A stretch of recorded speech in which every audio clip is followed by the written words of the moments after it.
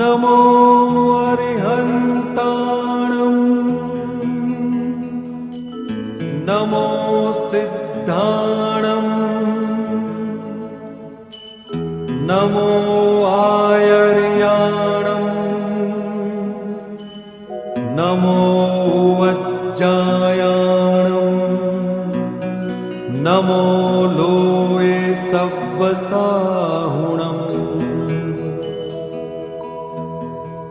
एसो पञ्चनमुक्कारो सव्वपावप्पणासनो मङ्गलाणं च सव्वेसिं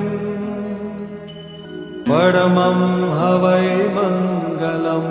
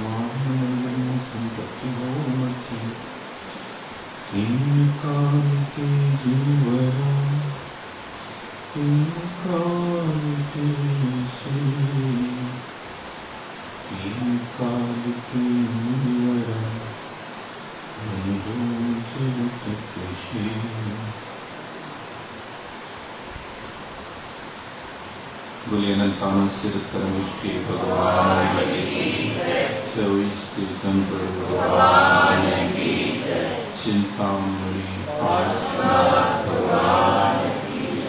आचार्य गुरु विद्यासागर जी महाराज मुनि श्रेष्ठ निर्वाण सागर जी महाराज की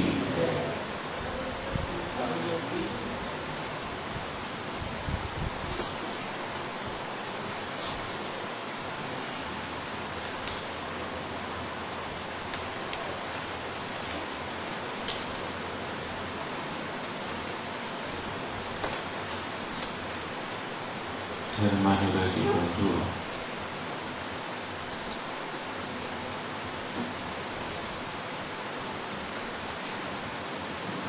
आज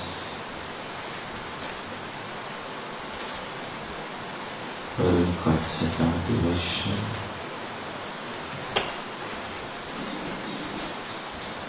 आज से हम संयम धर्म के विषय में चर्चा करेंगे। संयम क्या वस्तु है,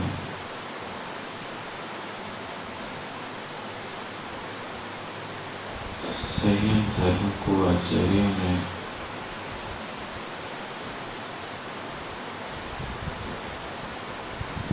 बहुत महत्वपूर्ण माना।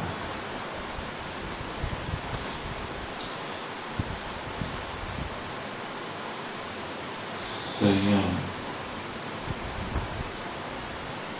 वह होकर निभाता है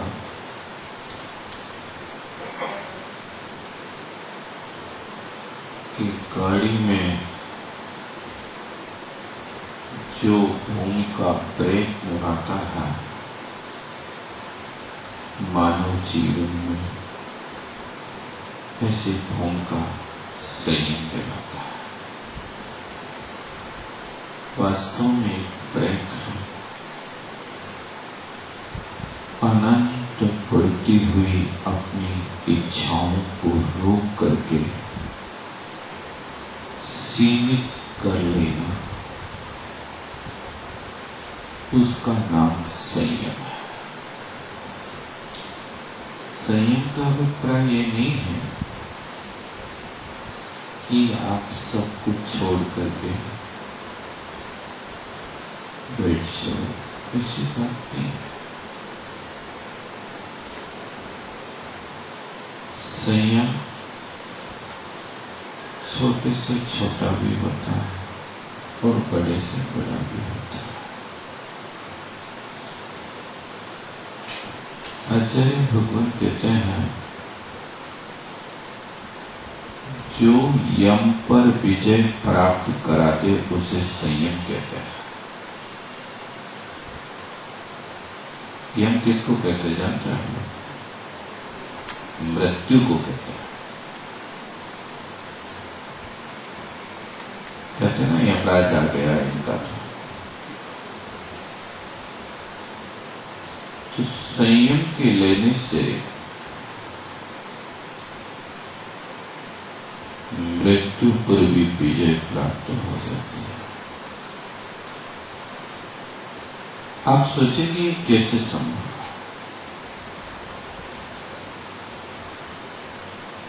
संभव इसलिए है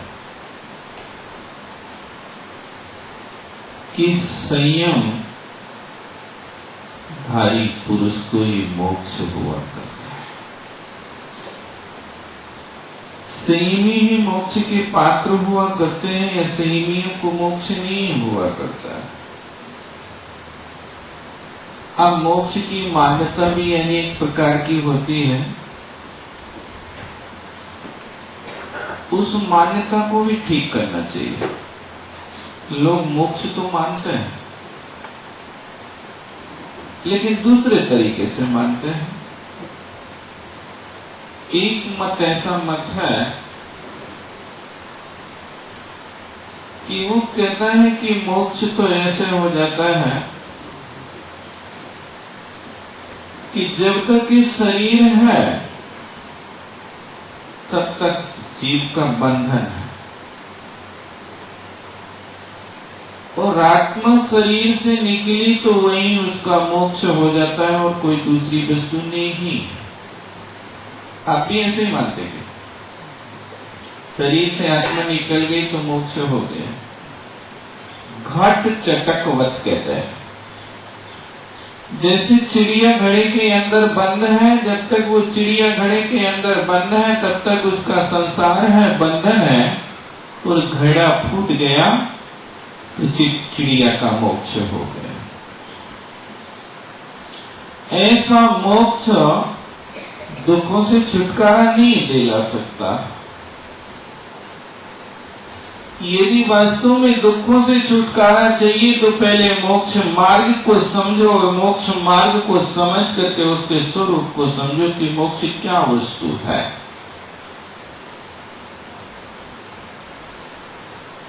आचार्य भगवान कहते हैं कि मोक्ष कोई दूसरी वस्तु नहीं है। जो अपनी आत्मा अनादि काल से परतंत्र कर्मों के बंधन में जकड़ी है, वो कर्मों के बंधन से छुटकारा मिल जाने का नाम ही मोक्ष है। और कर्मों के बंधन से छुटकारा सहज में नहीं मिलता, बहुत पुरुषार्थ करना पड़ता है।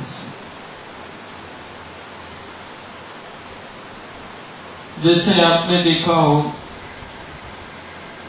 दूध में घी है ना, देखा आप लोगों ने?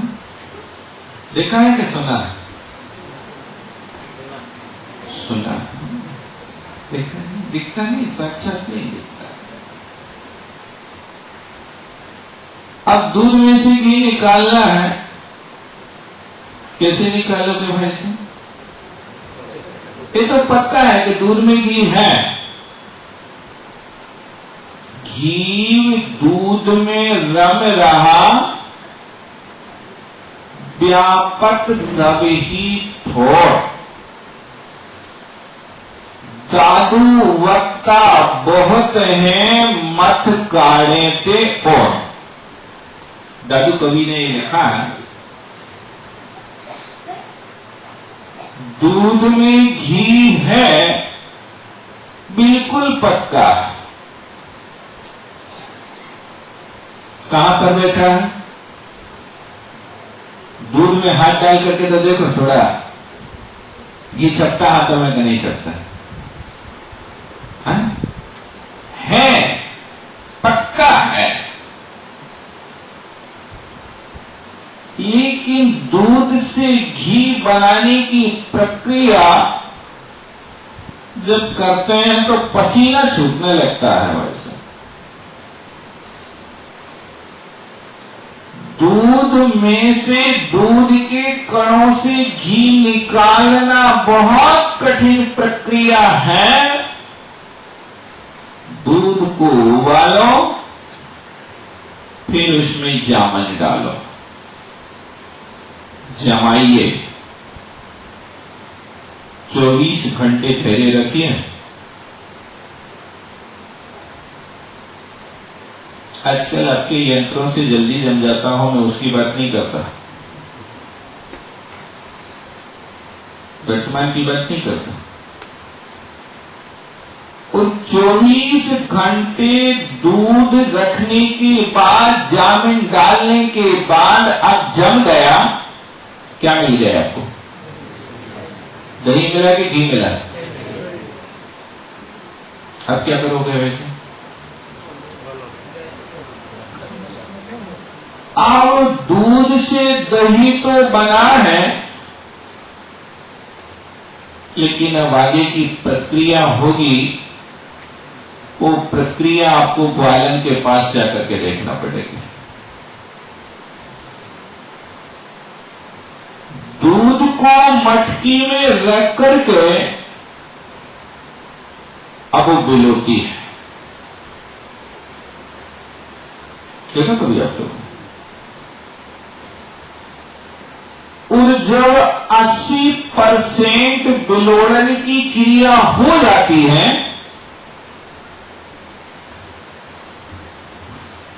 तो फिर वह ग्वालन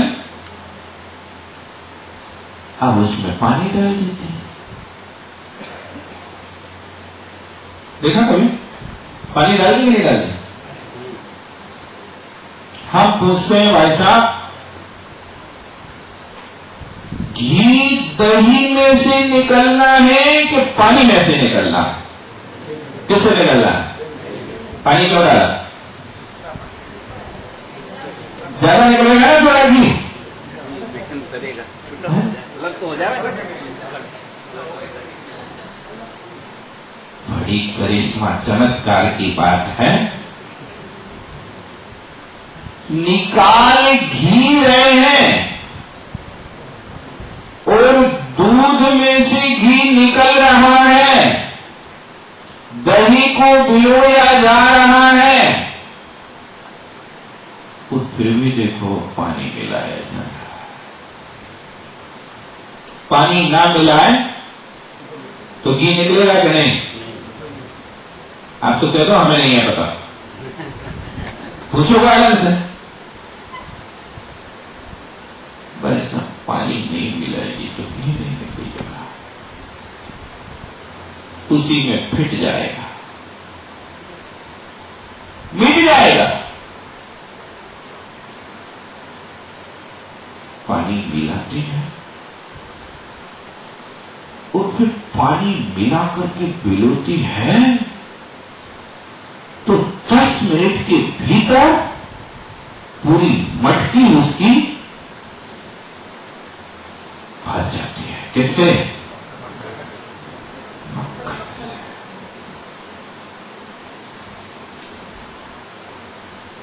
पानी से घी नहीं निकल रहा, लेकिन पानी के बिना भी घी नहीं निकलता।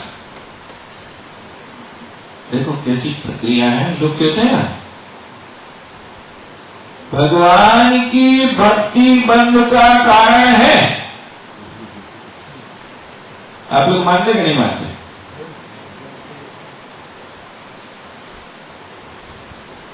आप बंध का कारण है तो छोड़ दो। अरे बंध का कारण है तो संसार से छूटने में भी कारण है।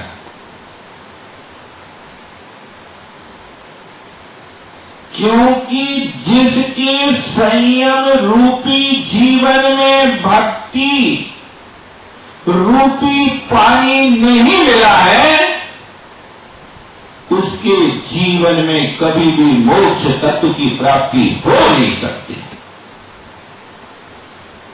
संयम के साथ में वो भक्ति रूपी जल जिसके अंदर मिल जाता है, वो ऊपर यूं मक्खन की भांति, नवनीत की भांति ऊपर उठ करके आ जाता है। और वो ऊपर उठता, फिर वहां पर मक्खन को निकाल लिया जाता है और जो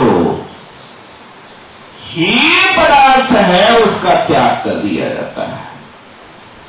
मट्ठा ये है तो उपादेय है, क्या है? आप लोग तो सोचते थे भैया आजकल तो 20 रुपये लीटर मट्ठा भी खरीदना पड़ता है। मट्ठा खरीदना क्या भाव खरीदते? यही भाव खरीदते 15 को जो भाव ठीक है। नहीं, जब तक मक्खन नहीं निकला तब तक वो मट्ठा ही उपादेय है। और मक्खन निकालने के बाद में फिर उसकी क्या वैल्यू है? आजकल लोग उपयोग करते हैं, बात की बात है, लेकिन बहुमूल्य वस्तु क्या है दोस्तों? और मक्खन निकलने के बाद हमारी दृष्टि अब कहां रहती है बताओ? उस मक्खन के एक एक कण को खोजती है। देखना कभी इस ग्वालिन के पास बैठ करके मथाई में यदि एक कण मक्खन लगा है तो उसको ही तो मक्खन की प्राप्ति हो जाएगा। क्या घी मिल गया? वो भी नहीं। और प्रसाद करो, अब अग्नि को खोज करके लाइए और अग्नि में रख करके उसको ताप दीजिए। अब वहां पर भेद विज्ञान हो रहा है। जब तक उस मक्खन में मट्ठा का अंश रहेगा तब तक उस मक्खन को आगी पर रखने पर वो गिड़गिड़ाता रहेगा। देखा कभी आप लोगों ने? देखा, आवाज आती रहती है, गिड़गिड़ाता। और जैसे ही उस मक्खन से विकार दूर हुआ, शुद्ध घी पृथक हुआ, तो घी के ऊपर विकार आकर के बैठ जाता है और घी नीचे शांत होकर के बैठता। कितनी भी अग्नि में तपाते रहना, घी में से आवाज नहीं आएगी। जब तक उसमें मक्खन के कण हैं, विकारी भाव हैं, तब तक उसमें से आवाज आ रही है, कड़कड़ की आवाज आती है। ये संयम धर्म आज हमारे लिए उपलब्ध हुआ है तो ये मक्खन की भांति प्राप्त हुआ है। अभी शुद्ध घी नहीं है। उस मक्खन को अग्नि का ताप देना होगा, जिस तप की चर्चा अपन कल करेंगे। आज तो मक्खन निकालना है, उसमें से विलोड़न करना है और विलोड़न करके मक्खन को ला करके ऊपर रखना है। आज उस संयम धर्म का दिन ही। संयम धर्म वही जीव पालन कर पाता है जिसके साथ से पुण्य का उदय हुआ करता है, जिनके अंदर संवेग और वैराग्य हुआ करता है। जिनकी अंदर विषय विकार पनप रहे हैं वे जीव संयम को धारण नहीं कर सकते हैं। अंतर विषय वासना वर्ते, बाहर लोक लाज भयकारी, ताते परम दिगंबर मुद्रा धर ना सके दीन संसारी। दीन संसारी व्यक्ति हर कोई इस मुद्रा को धारण नहीं कर सकता, इस संयम को धारण नहीं कर सकता, बहुत दुर्लभ है। इस संयम के बिना जिनके गर्भ कल्याणक भी हो गया, दीक्षा कल्याणक भी हो, जन्म कल्याणक भी हो गया, ऐसे तीर्थंकर परमात्मा की दोनों कल्याण होने के बाद भी जब तक दीक्षा नहीं लेते हैं, घर का त्याग नहीं करते हैं, तब तक उनको मोक्ष की प्राप्ति नहीं होती है। तीर्थंकरों को भी घर छोड़ करके वन में जाना पड़ता है, वन में जाते हैं। जिस बिना नहीं जिन राज सीधे, तू लोग जब कीच में। लोग पूजा पढ़ते भाई साहब, कौन सी पूजा है? 10 लक्षण की पूजा है, उसमें पढ़ता है।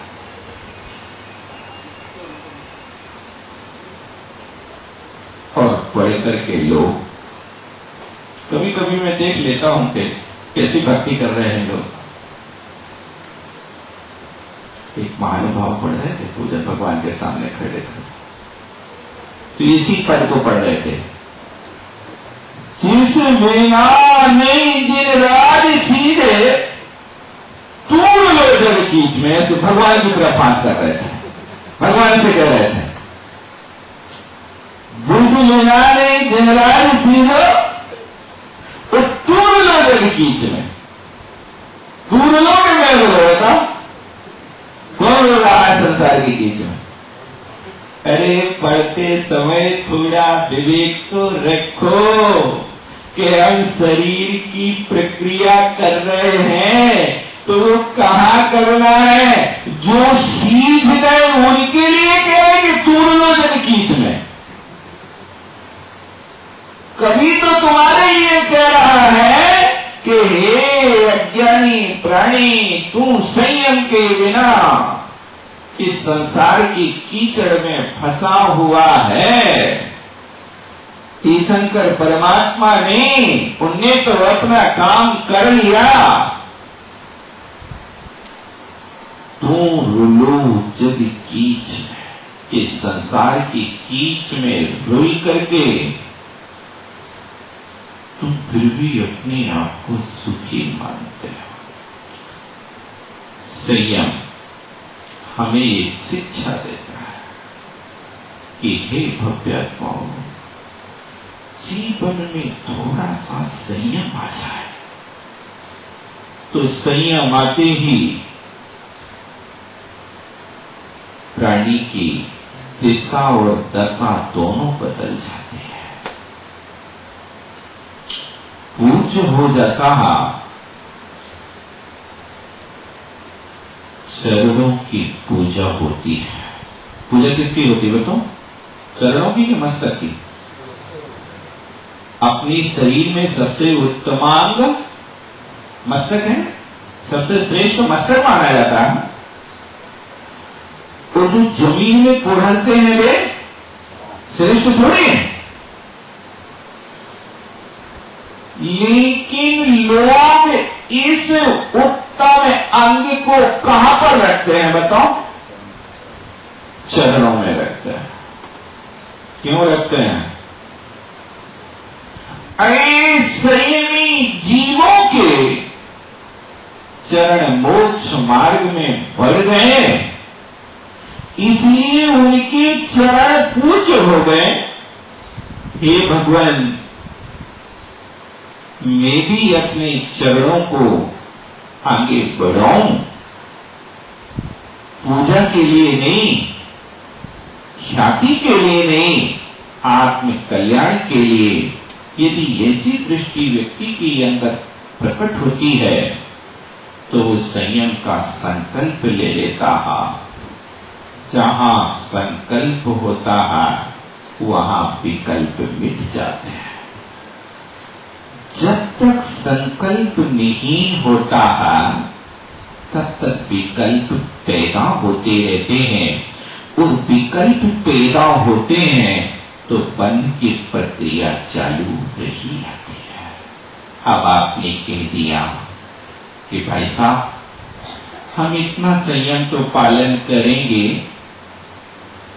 कि हम रात्रि में भोजन नहीं करेंगे, लेकिन थोड़ी छूट दे देना, कोई की शादी में जाना पड़े तो उस समय खा सकते हैं। अच्छा चलो, फिर दूसरी डिमांड रखते हैं, जिस दिन हमने शाम को भोजन नहीं कर पाया तो उस दिन की भी छूट दे दो। दो छूटें हो गई ना। जिस दिन शाम को नहीं कर पाया तो, और जिस दिन पार्टी में जाना पड़ा तो, और जिस दिन बच्चों के साथ कोई होटल पे जाना पड़ा तो बताओ क्या करोगे? जाना तो पड़ता है, नहीं तो बच्चे रुक जाते हैं। बच्चे ना रुके तो बच्चों की मम्मी रुक जाती है।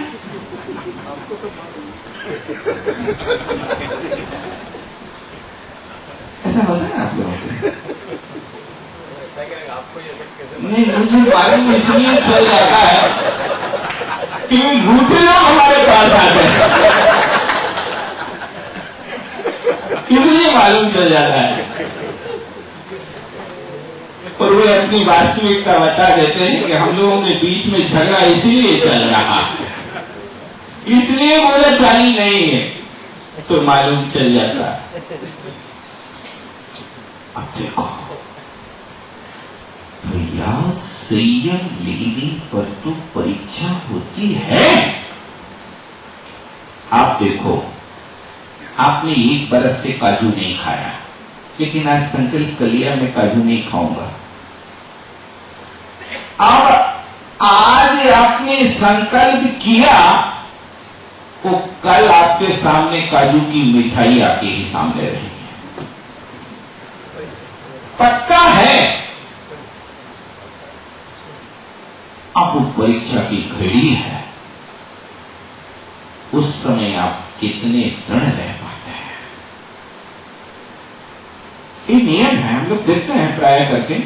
ऐसी कई चीजें होती कि जो चौका में सालों नहीं आती, लेकिन आज सोचा कि जब तक इस ग्रंथ का पूरा वाचन नहीं होगा तब तक के लिए इस वस्तु का त्याग, तो जब तक त्याग रहेगा उस वस्तु का तब तक रोज वो वस्तु चौके में आएगी।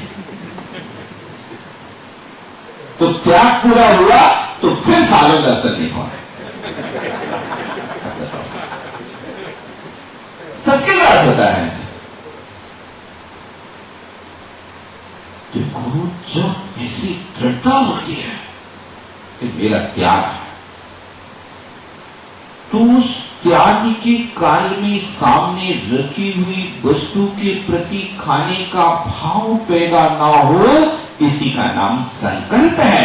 और ये संकल्प कर्म निर्जरा का साधन हुआ करता है। जब ऐसी दृढ़ता होती है तब संवर और निर्जरा के पात्र होते हैं। लेकिन जब आपने छूट रख ली कि जब भूख लगे तब खा लो, पैसा अवसर तो कभी कभी आता है लोगों को। अब कभी कभी अवसर आया और उसी में छूट में आपने काम चला लिया, तो फिर आप कर्मों की निर्जरा कैसे कर पाओगे? उस समय हमें परीक्षा में उत्तीर्ण होना है, मन को समझाना है। बस मचलता मन है, दुनिया नहीं मचलती है।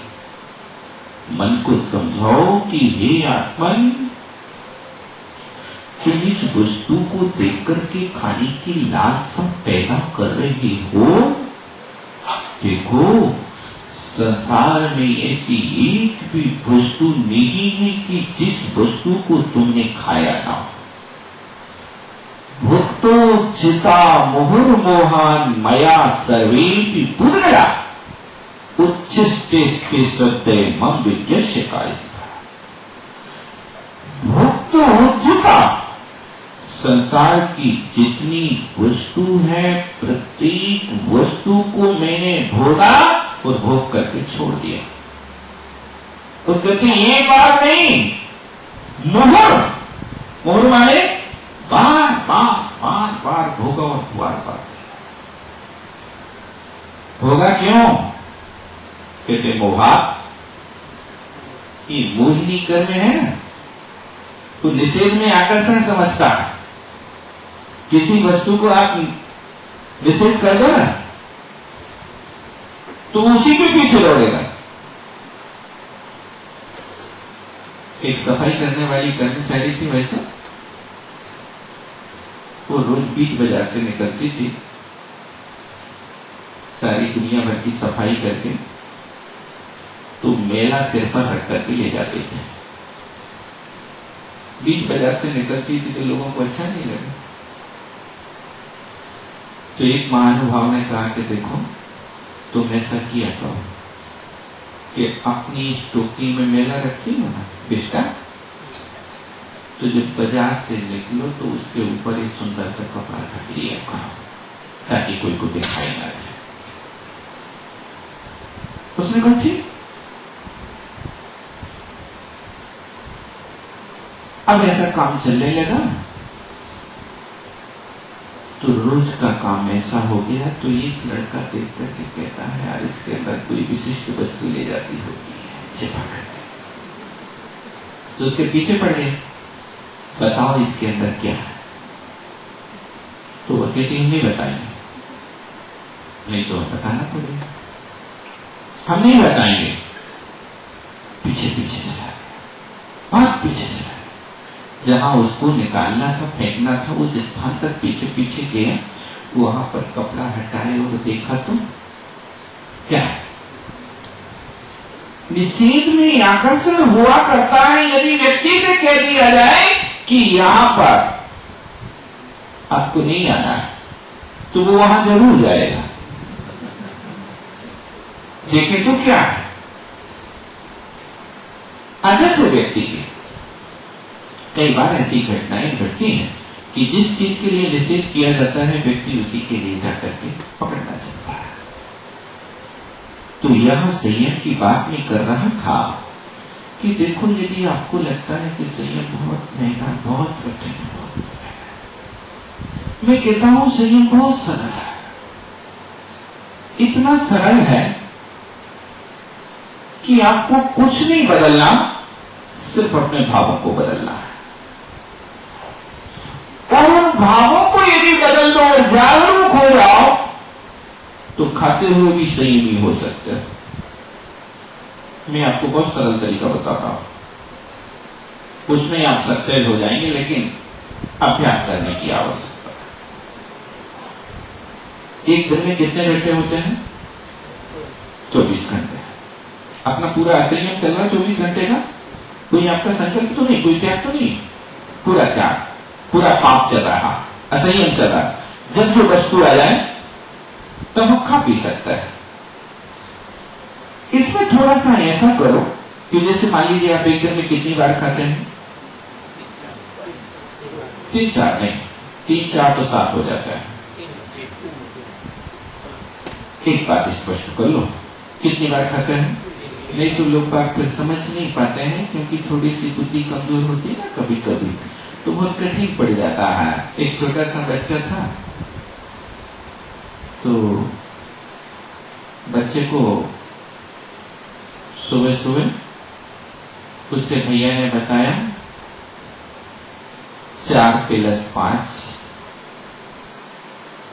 9 होते हैं। बहुत बढ़िया। स्कूल गया और स्कूल में टीचर ने कहा 5 + 4 9 होते हैं। अब शाम को जब घर पर आया तो पापा ने बताया 6 + 3 = 9 होते हैं। अब वो मम्मी से कहता मम्मी कल से हम स्कूल नहीं जा रहे। पहले जाए पुलिस सब उल्टा उल्टा पढ़ाते। 9 की संख्या तो 1, लेकिन कोई कह रहा है कि 4 + 5 बराबर 9, कोई कहता 5 और 4 9, और कोई कहता 6 और 3 9। हमारी तो दिमाग ही नहीं समझ। आप लोगों को समझ आया नहीं आया? क्या है सर? 3 और 4 7। तो सीधी कहो ना कि 7 बार खाते, ऐसा क्यों कहते 3 4?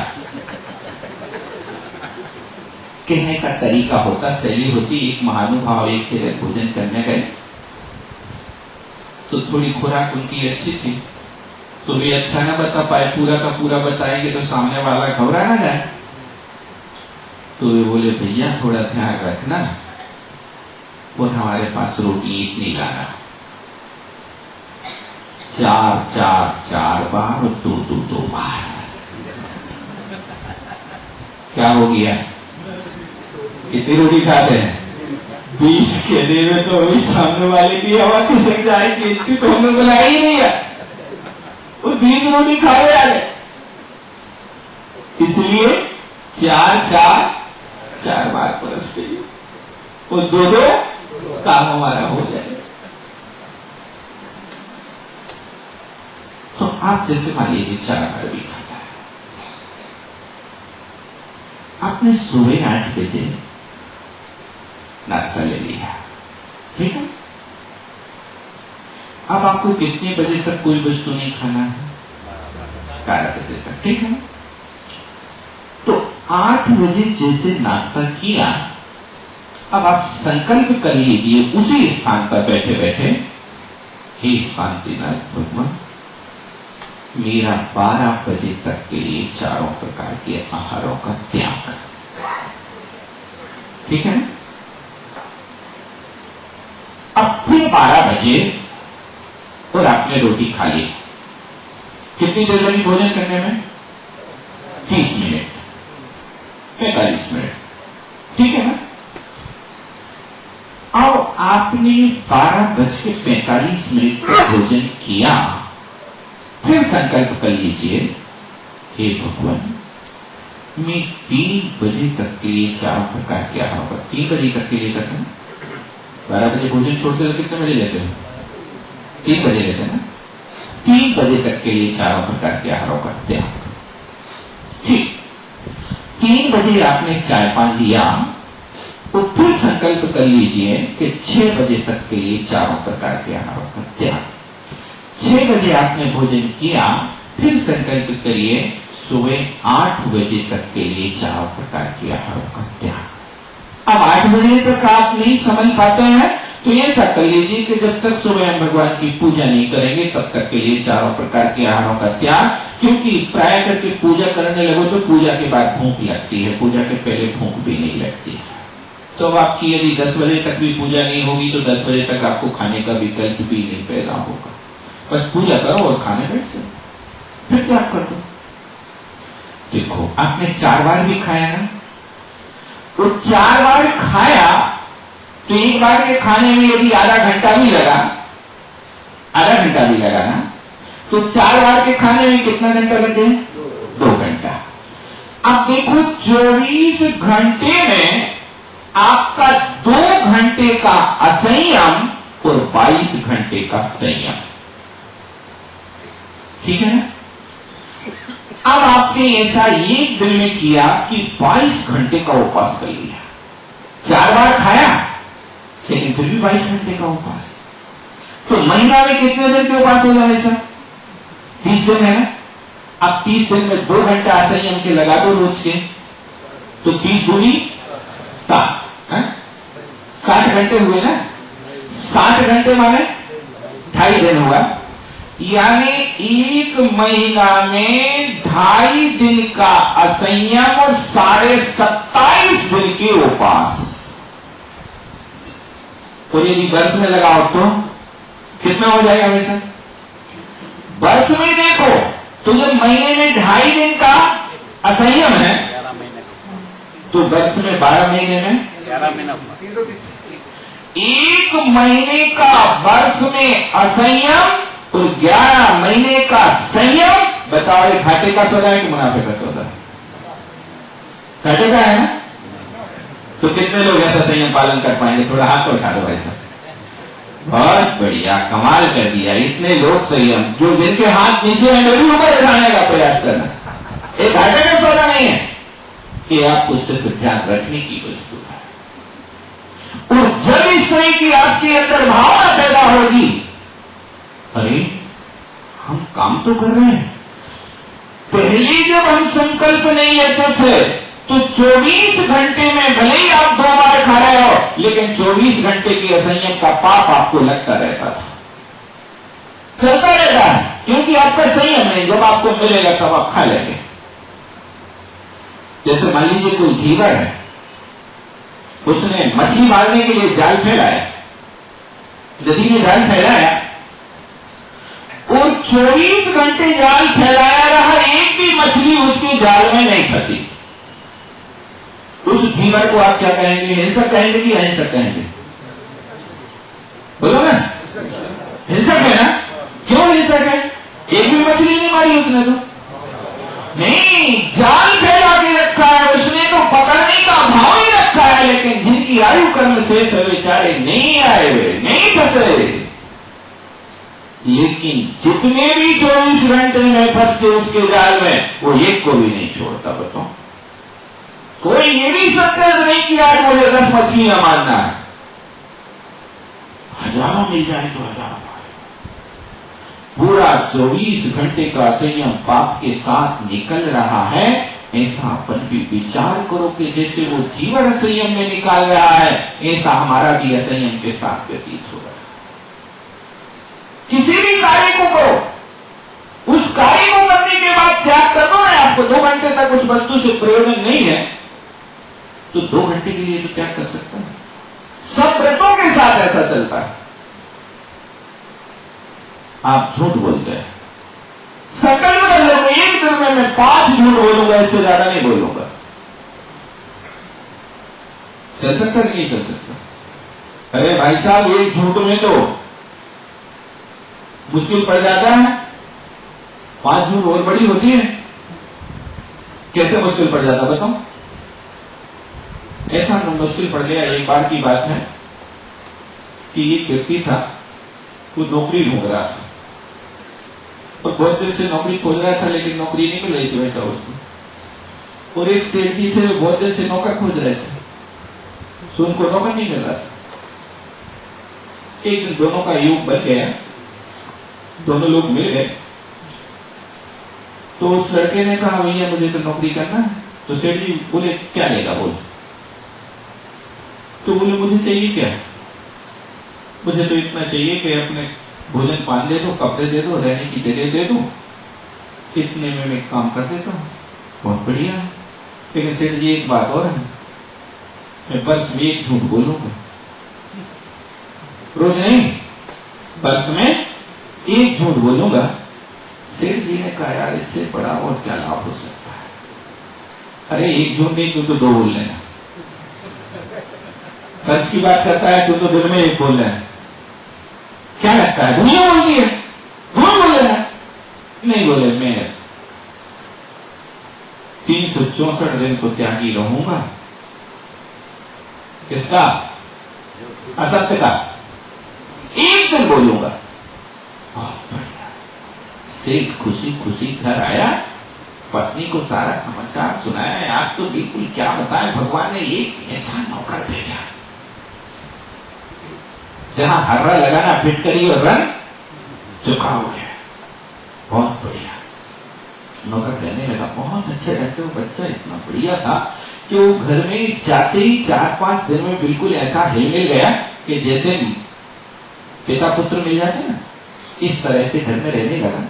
भीतर बाहर से सारी की सारी जानकारी उसको हो गई। अब 1 वर्ष व्यतीत हो गया, अब कल का दिन बाकी है। बच्चा कहता है, सेठ जी मैं कल झूठ बोलूंगा। बहुत बढ़िया, बोल लेना बेटा, कोई दिक्कत नहीं, जता भी दिया। अब झूठ बोलने का दिन है, आज तो महोत्सव है, पर्व है, मनाओ ना, क्या बात है। अब वो मना रहा है तो सबसे पहले सेठ जी की दुकान पर जाता, सेठ जी से कहता, सेठ जी क्या बताएं,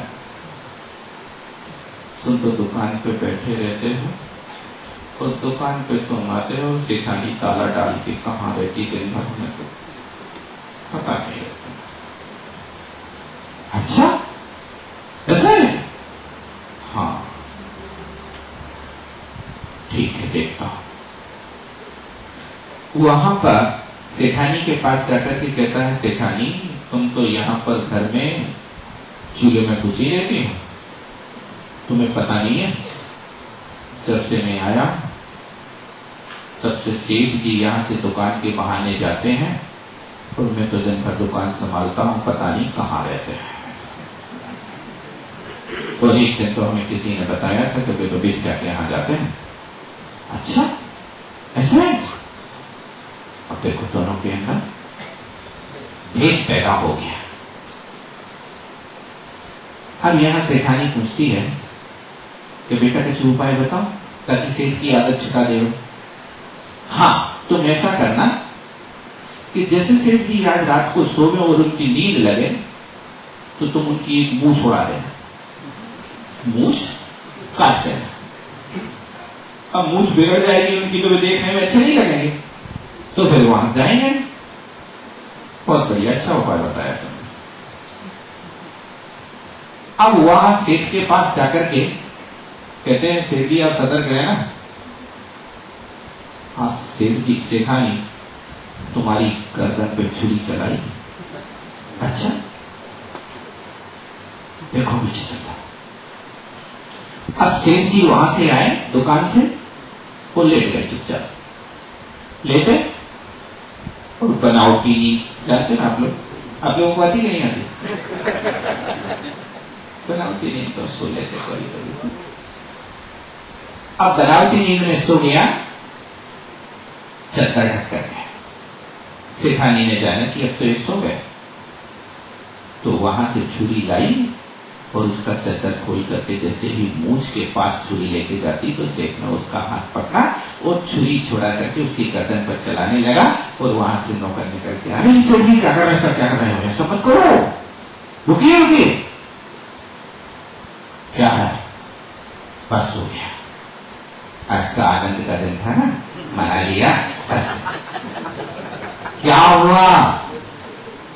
बोले आज हमारे झूठ का दिन था ना, झूठ बोल लिया ना, बस और कुछ नहीं। तुम भी शुद्ध हो, रानी भी, सेठानी भी शुद्ध है। न सेठानी कहीं जाती है, न सेठानी से कहते सेवरी कहीं जाते हैं, दिन भर दुकान चलाते हैं। तुम दिन भर घर में चौका चूल्हा करती हो, इसलिए कोई बात नहीं, आज तो हमें आनंद लेना था। एक झूठ ने ऐसा करिश्मा कर दिया कि एक दूसरे के जान लेने को तैयार हो गए, जिनके अंदर देखो पति पत्नी का ये स्नेह वर्षों से चल रहा है, आज तक हमें कोई शंका नहीं, लेकिन एक झूठ ने कमाल कर दिया। तो भाई साहब आप लोग कितनी झूठ बोलते हो? कैसे संयम तो रखो, संकल्प तो कर लो कि हम इतनी झूठ बोलेंगे और ऐसी नहीं बोलेंगे कि जिससे असंयम हो जाए, जिससे पाप का आश्रय हो जाए।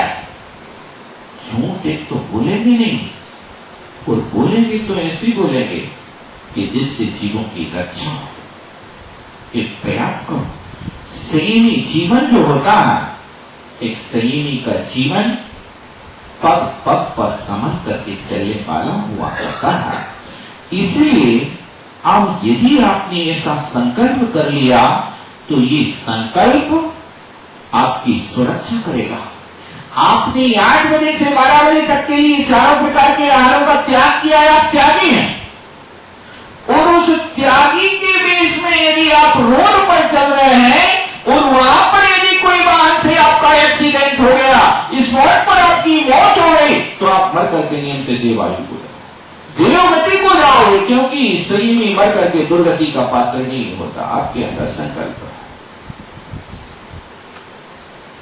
एक प्रयास। इसलिए जब कभी भी अपना काम पूरा हो, उस काम पूरा होने के बाद त्याग कर दो, इससे अपना जीवन सुरक्षित हो जाता है। क्या कर लोगे?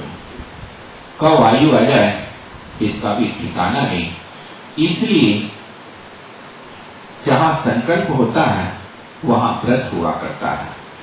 देव लोग वर्षों वर्षों भोजन नहीं करते, फिर भी उनके कोई संकल्प ना होने के कारण एक भी उपवास का फल नहीं मिलता। और अपन लोग भोजन उपलब्ध है और 24 घंटे के लिए यदि संकल्प पूर्वक त्याग कर रहे हैं तो एक उपवास का फल मिल जाता है, गुण श्रेणी निद्रा का पात्र हो जाता है। कि मनुष्यों के लिए इतनी व्यवस्था है, दूसरी गति में ये व्यवस्था नहीं है। नारकियों को पूरे जीवन भर भोजन नहीं मिलता, लेकिन बेचारे भोजन के लिए तड़पता है और भोजन नहीं है, तड़प है, आत्म ध्यान है। वो आत्म ध्यान बंद का कारण है, संबर निद्रा का कारण नहीं है।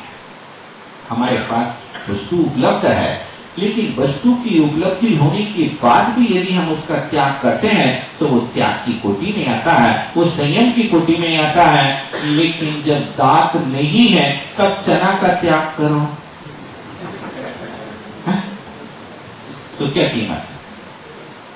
अरे वैल्यू तो तब है कि जब आपके दांत है और दांत के होने पर भी आप चने का त्याग करो तो आप त्यागी की कोटि में आते हो, अन्यथा त्याग की कोटि में नहीं।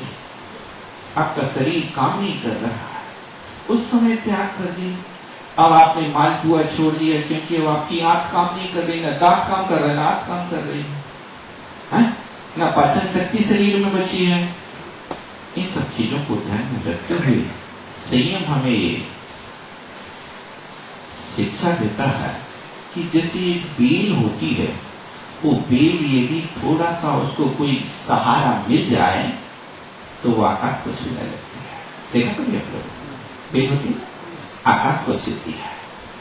सहारा चाहिए, उसमें स्वयं की योग्यता है बढ़ने की, तो बढ़ा नहीं सकते, वो योग्यता से ऊपर तक पहुंच जाती है। अपने पास भी योग्यता है। इस संयम रूपी बेल को बढ़ाने के लिए हमें अपने उपादान और परिणामों की विशुद्धि की आवश्यकता है।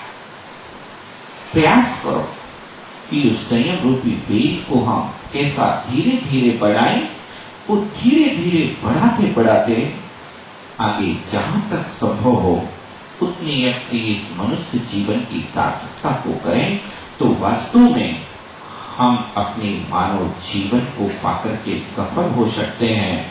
अन्यथा तो हम दूसरे कार्यों के लिए तो कहते हैं काल खोटा है, ऐसा कह देते हैं। संयम नहीं पाला जा सकता है क्योंकि काल खोटा है ना, इस खोटे काल में संयम नहीं पा सकता है। भैया संयम के लिए तो काल खोटा कहते हो, भोगों के लिए नहीं कहते। काल खोटा है, हमें भोग नहीं भोगना।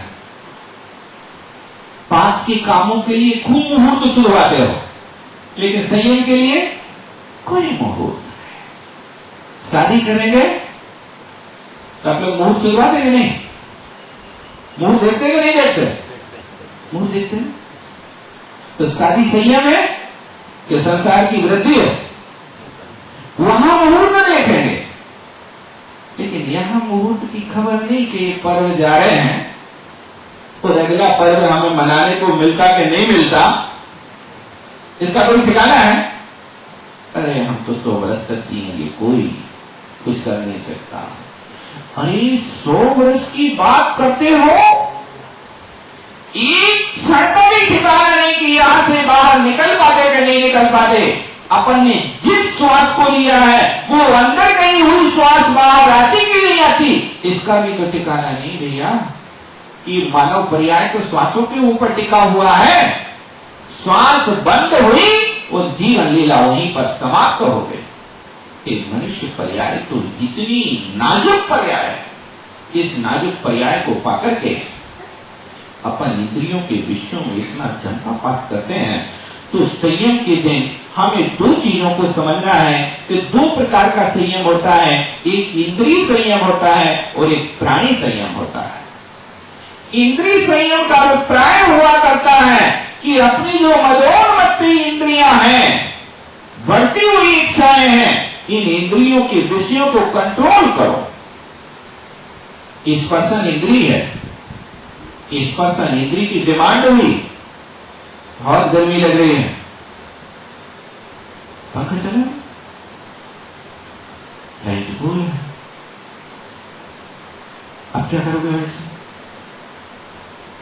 अरे लाइट गोल है तो लोग बाग जिस जिनवाणी को पढ़ रहे हो उनको यूं यूं हिलाने लगते। बाहर सुनी जो जिनवाणी हमारे अज्ञान अंधकार को दूर करने वाली है उसको तुमने भोगों का साधन बना लिया। ये कितनी बड़ी भूल है, विचार तो करो। परवश में तो हर व्यक्ति सहन कर लेता है, लेकिन सौवश में कोई सहन नहीं कर पाता है। पंखा के बिना रह नहीं पाते, बहुत बढ़िया। लेकिन जब लाइट नहीं होती तब आप लोग रहते कि नहीं रहते, बताओ क्या करते हो उस समय? हमारे घर में तो इन्वर्टर है ना, जनरेटर है ना, उससे कर लेते हैं। अभी शिखर जी में थे, वहां लाइट गुल 14 घंटे रहती वैसे। तो एक महिला कहीं की आई थी चौका लगाने के लिए, तो महाराज का आहार तो करा दिया बिना लाइट के, लेकिन जब वो भोजन करने बैठी तो सारे जगह में हल्ला मचाया, हम कैसे भोजन करें, लाइट नहीं है, पंखा नहीं चल, हम कैसे भोजन करें? अरे नहीं है तो समता भाव धारण करो, और मिल जाए तो समता से इतनी मात्रा में उपयोग कर लो कि जैसे भोजन उपयोग करते ना, भोजन कितना खाते, सीमा में खाते हैं ना, 2 रोटी 3 रोटी, पेट भर गया तो शांत कर लो। अब पसीना आया, आपको गर्मी लग रही है तो पसीना शांत करने के लिए पंखा चला लो। नहीं, अब तो पसीना शांत तो हो गया लेकिन फिर भी पंखा चलेगा, ऐसा होता है। एक आवश्यकता है तो सीमित रूप में उस वस्तु का उपयोग कर लो, लेकिन अब आप कहो कि नहीं 24 घंटा वो वस्तु चलती रहे तो ये हमारे लिए असंयम का प्रतीक हुआ करता है। यहां पर भी अपनी थोड़ी सी बुद्धि को दौड़ाएं कि स्पर्शन इंद्री का विषय है, हम स्पर्शन इंद्री के विषय के वशीभूत होकर के कितने असंयम को अपनाते हैं, ये विचारणीय स्थिति है। और स्पर्शन इंद्री के वशीभूत होकर के संसारिक प्राणी क्या करके गड्ढे में पड़ जाता है। स्पर्शन इंद्री का दृष्टांत देते हुए आचार्य अमृत स्वामी ने प्रवचन सार में कहा है कि हाथी स्पर्शन इंद्री के वशीभूत होकर के दौड़ा, मदोन्मत्त हाथी है। अब वो जाकर के जंगल में देखता है, वहां पर जो शिकारी था हाथी को पकड़ने के लिए उसने एक जाल बिछा रखा था। हाथी जाल में नहीं पकड़ा जाता है लेकिन माया जाल में भी। अब वो माया जाल क्या किया कि उसने एक 20-25 फुट का गहरा गड्ढा खोदा और उस गड्ढे के इस साइड एक बनावटी हथनी को खड़ा कर दिया और गड्ढे के इस साइड एक बनावटी हाथी को खड़ा कर दिया और उनकी ऐसी स्थिति बना दी जैसे ये हाथी दौड़ करके आके उस हथनी को पकड़ने वाला है। वहां से वो हाथी देखता है, मदोन्मत्त हाथी, और वो देखता है ये अभी लेने वाला हाथी को। वहां से वो दौड़ा जाता है अंडा बंद करके, उस गड्ढे को वहां पर घास से ढक दिया जाता है और जैसे ही हथनी के निकट पहुंचना चाहता है वो वहां जाकर के धड़ाम से 25 फुट गहरे नीचे गड्ढे में जाकर के गिर जाता है। अब वो गड्ढे में पड़ा, महीनों उसको भोजन नहीं दिया जा रहा है, गड्ढे में पड़े पड़े उसकी इंद्रियां शिथिल हो जाती है, तड़पता है कि ग्रास आहार को तड़प रहा, इंद्रियां शिथिल हो गई। और जब 1 महीने के बाद वो शिकारी आता है, उसके ऊपर सवारी करता है और अंकुश की मार मारता है, अंकुश की मार मारता है, फिर उसके बाद उसको अपने अधीन कर लेता है। देखो, एक जंगल में स्वतंत्र विचरण करने वाला हाथी, इतना विशाल काय हाथी कि जिस हाथी के सामने अपन लोग कीड़े जैसे लगते हैं, कितने बड़े लगते हैं बताओ, हाथी तो इतना विशाल है, उस हाथी के ऊपर एक व्यक्ति सवारी करके जा रहा है। ये हाथी के बंधन का कारण उसकी स्पर्शन इंद्री का है कि यदि वो स्पर्शन इंद्री के वशीभूत नहीं होता तो उस हथनी के पीछे नहीं दौड़ता तो हाथी को कोई दुनिया की हस्ती पकड़ नहीं पाती। हाथी शेर से भी मजबूत हुआ करता है। शेर हाथी के ऊपर वार करता है तो पीछे से करता है, सामने से नहीं करता है। पीछे से जाकर के उसके सिर पर जाकर के उसके सिर को फाड़ देता है, तब वो जाकर के धराशायी होता है। हाथी बहुत बलवान है। आचार्य भगवान कहते हैं कि देखो ये किस स्पर्शन इंद्रिय के वशीभूत होकर के इतना बड़ा हाथी गड्ढे में पड़ा और मनुष्य की एवं उसकी मार को खा रहा है। फिर अपन भी यदि इस प्रकार की स्पर्शन इंद्रिय के वशीभूत होंगे तो अपन को भी कितनी यात्राएं सहन करना पड़ेगी कि सोचने की स्थिति है। एक रसना इंद्रिय के वशीभूत होकर के मछली जो पानी में स्वतंत्र रहती है, बेचारी हमारा कुछ भी नहीं लेती है, लेकिन पानी में रह करके भी रसना इंद्री की लोलुपता बस वो आता है। बंसी में, बंसी कहते हैं ना, उस डोर में कांटा लगाता है, उस कांटे के ऊपर आटा लगाता है, वो आटा की गोली बना करके वो नदी में फेंक देता है। उस आटे की गोली को खाने के लिए मछली जैसे ही वहां पर झंकापात करती है, उस मुंह में वो आटे की गोली देती है और आटे की गोली देते ही कंठ कांटे से छिद जाता है, तड़पती है, आपको बाहर निकालता है। और पानी, जब पानी से बाहर मछली निकलती, कभी आप लोगों ने देखा होगा क्या दशा होती है। मछली जल की रानी है, जीवन उसका पानी है, हाथ लगाओ डर जाती है और बाहर निकालो। वो वहां पर अब कंठ छिदा हुआ है, बंसी में फंसी हुई है, अब वो मार नहीं पाला, अभी उसको हाथ से वहां से निकाल नहीं सकता। उस बंसी में लगे लगे उसको पत्थर पर पछाड़ पछाड़ करके मार डालता है। जब उसके प्राण पखेरु उड़ जाते हैं, फिर उसको वहां से निकालता है। आप देखो, एक रसना इंद्री के वशीभूत होकर के बेचारी मछली अपने प्राणों को गंवा देती है।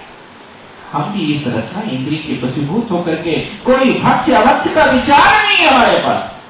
हमको जहां मिलता है हम वहां खाने को तैयार हो जाते हैं।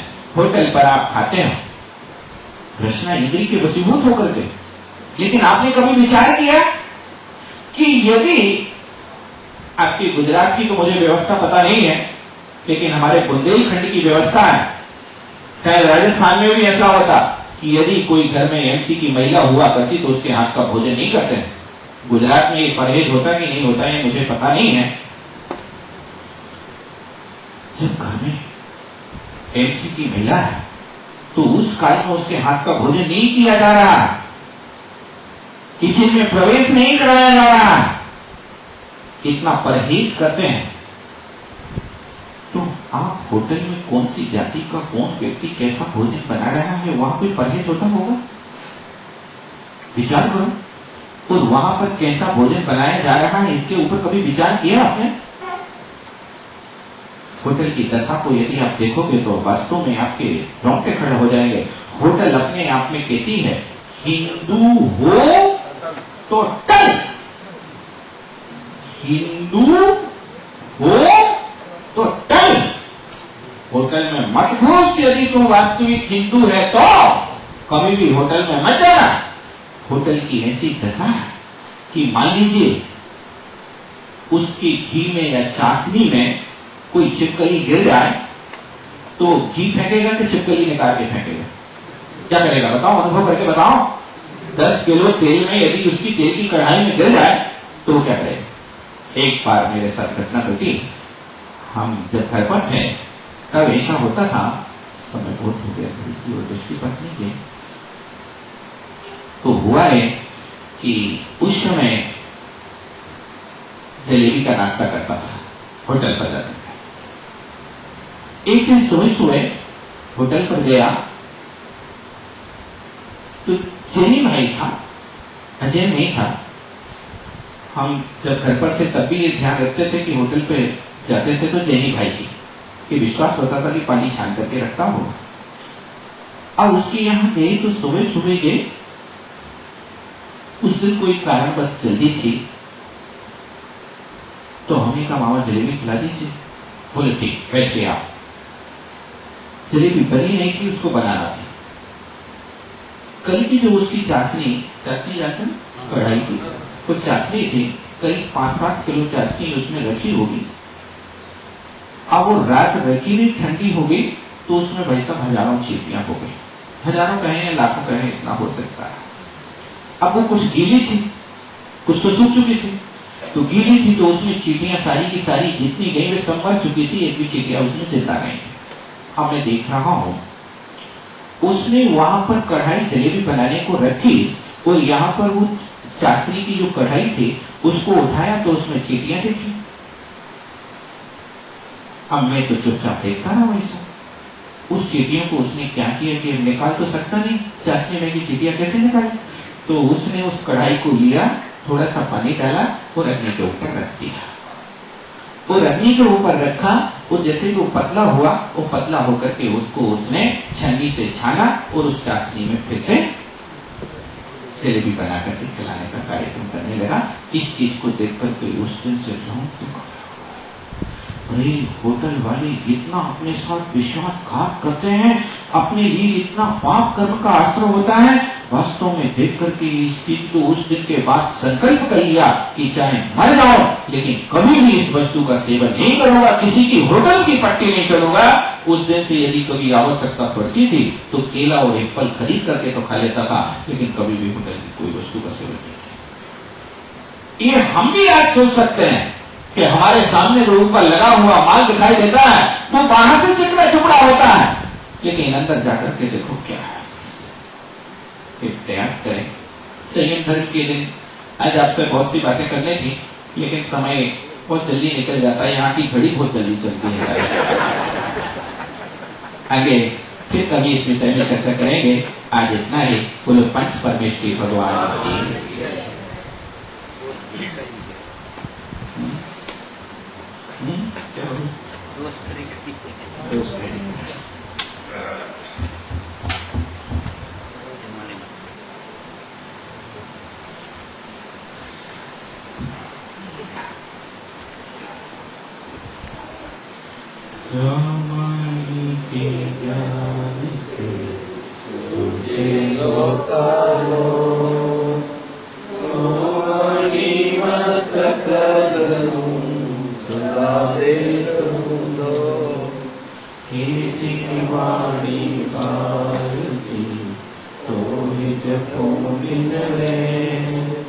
जो तेरा शरणागत है सो पावे सुख चैन। तेरे भजो अलहंद को गुरु सेवा मिलन, दया धर्म पालो सदा यही मोक्ष का फल।